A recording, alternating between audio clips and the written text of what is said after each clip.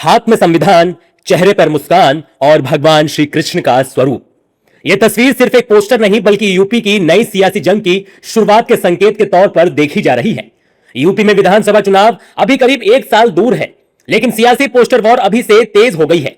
वाराणसी में समाजवादी पार्टी के कार्यकर्ताओं ने अखिलेश यादव के आज 53वें जन्मदिन पर ऐसा पोस्टर लगाया जिसमें उन्हें भगवान श्री कृष्ण के रूप में दिखाया गया है। अखिलेश के हाथ में संविधान है, लेकिन संदेश 2027 की सत्ता वापसी का।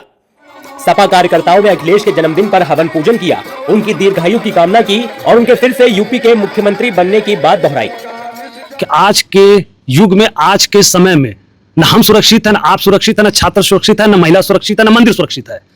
कुछ नहीं सुरक्षित रह गया है। और अयोध्या में कितना हद तक अरबों रुपए की चोरी हुई है, उसकी अगर शुरुआत, उसके बारे में अगर बोलना शुरू किए हैं तो राष्ट्रीय अध्यक्ष अखिलेश यादव जी ने, तो उसी तरह ये हर जगह के अन्याय के खिलाफ अगर आवाज उठा रहे हैं तो श्री अखिलेश यादव जी, यही हम लोग पूजा पाठ और भगवान से आशीर्वाद उनसे कर रहे हैं कि वो इसी तरह करते रहें।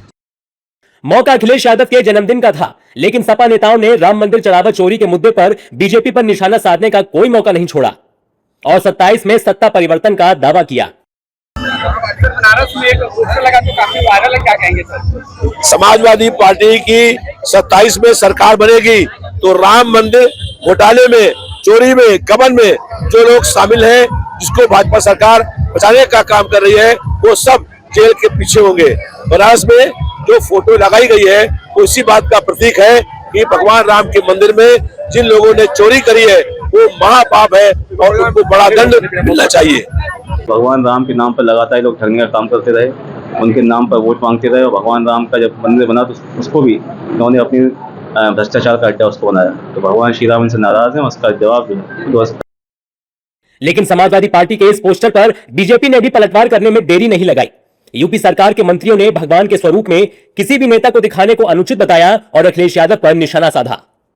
जनता इस युग में, लोकतंत्र में जनता जनार्दन है, जनता भगवान है, भाग्य विधाता है और नेता सेवक है। तो अगर अब जनता से ऊपर नेता हो जाएगा तो फिर कभी राजनीति नहीं कर पाएगा। तो लोकतंत्र में जनता सबसे बड़ी है और उसका जो राजनीतिक सेवक है वो छोटा है। इस तरह की तस्वीर और पोस्टर लगाने वालों से मैं चाहूंगा कि अपने नेता से कभी पूछें कि मथुरा और वृंदावन के बारे में उनका क्या ख्याल है। आज तक तो हम लोगों ने कभी जीवन में सुना नहीं उनके मुंह से मथुरा वृंदावन के बारे में। तो